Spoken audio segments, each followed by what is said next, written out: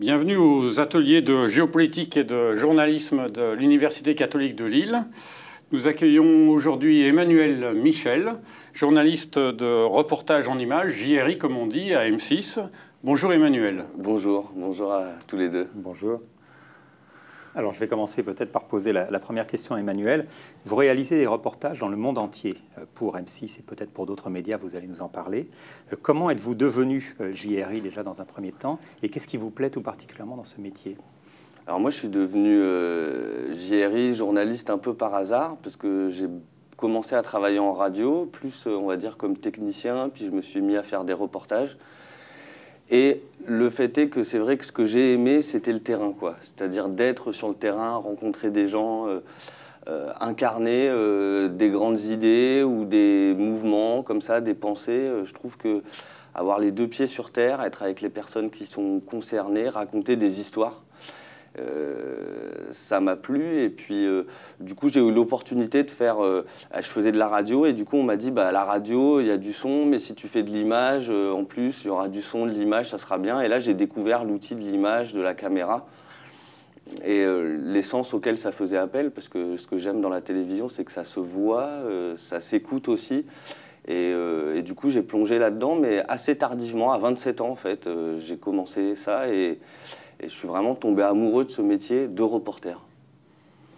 Alors quels sont les reportages, les endroits, les gens qui vous ont le plus marqué?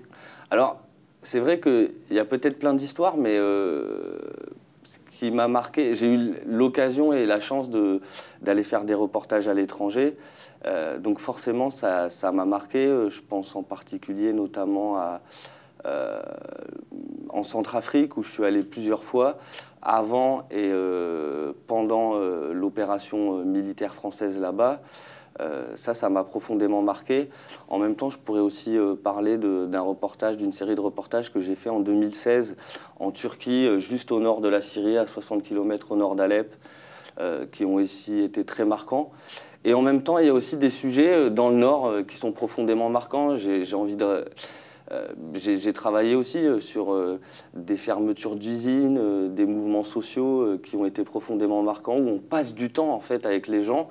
Et finalement, des fois, ce qui nous marque le plus, c'est pas ce qui va passer. Ce qui m'a le plus marqué, c'est pas ce qui passe à l'antenne, mais c'est tout ce qu'il y a de off aussi dans un reportage. C'est-à-dire que quand on a fini notre travail, et ben, il continue parce qu'on continue d'échanger avec ces gens-là. Je me souviens que dans le conflit Goodyear, j'étais présent au plein cœur du mouvement. Du coup, ça, c'est à Amiens, et j'avais passé beaucoup de temps avec un ouvrier de l'usine qui était proche de la retraite et qui perdait son emploi. Et je me souviens que cette rencontre, par exemple, elle m'avait profondément marqué, et aussi fort que certaines rencontres que j'ai pu faire à l'autre bout du monde, en fait, finalement. Parce que c'est des rencontres humaines et ça nous impacte, et je trouve ça très intéressant que ça impacte le journaliste qui est sur le terrain. Alors justement, vous mettez en avant cette expérience et ces rencontres qui sont extrêmement déterminantes et sans doute stimulantes. Est-ce que vous sentez justement dans l'exercice de ce métier, dans la relation que vous avez sur ce terrain et la capacité finalement de montrer au monde de partager cette expérience, est-ce que vous rencontrez des limites?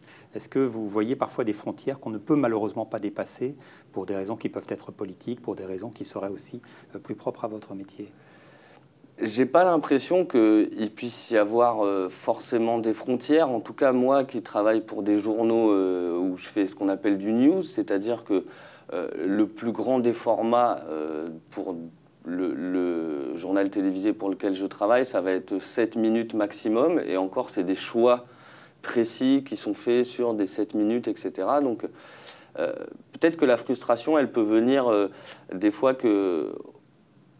on a peu de temps pour raconter l'histoire et du coup, on choisit un angle pour respecter ce temps-là, mais que c'est beaucoup plus complexe et que finalement, si on additionnait tous les reportages, les petits reportages qu'on a fait sur une thématique, on pourrait... Nous, on saisit la complexité des choses, mais le téléspectateur qui nous regarde, il regarde peut-être un jour, mais pas le lendemain. Du coup, il n'y a pas cette notion de... Il n'a pas vu tous les épisodes. Et du coup, c'est vrai que cette frustration peut être due un peu au format qui est court. Après, j'exclus pas dans la suite de travailler sur des plus longs formats. Le panel qu'on a d'outils pour raconter des histoires est large. Moi, c'est peut-être la frustration que j'ai à des moments. Et puis une qui est plus personnelle, c'est-à-dire que je suis pour qu'un journaliste soit sensible au terrain, même s'il doit rester dans sa position de journaliste. Comme je disais, on peut être impacté par les choses et que des fois, on a des rencontres humaines hyper fortes, on vit des émotions super fortes en reportage, et puis nous, on rentre chez nous, quoi. Et du coup, l'histoire, elle se continue un peu sans nous. Et des fois, c'est vrai qu'on en rêve la nuit, qu'on est en tiré pour savoir qu'est-ce qui se passe là-bas, où j'ai passé cette nuit intense à tourner un sujet dans une situation de conflit hyper fort, etc. Et puis, une semaine après, moi, je pars, je rentre, et pourtant, la vie continue pour ces gens-là. Et ça, peut être une forme de frustration. Alors, vous parliez de vos rêves. Quel est l'endroit du monde, l'événement ou le peuple que vous voudriez couvrir dans un reportage à venir? Alors, c'est vrai qu'on réfléchit souvent à ça, ou même quand... Mais j'ai pas tellement de rêves là-dessus. Je suis vraiment plutôt attiré par les départs. Quand on me dit dans quel pays tu aimerais voyager, par exemple, même dans le cadre professionnel, j'ai peu de réponses, mais par contre, c'est vrai qu'il y a un sens de l'actualité qui m'anime. Donc c'est vrai que dans le news, qu'on appelle le news, on a envie d'être là où ça se passe à ce moment-là, quoi. Et c'est vrai qu'il y a des fois où j'ai pas pu partir pour des raisons personnelles, etc.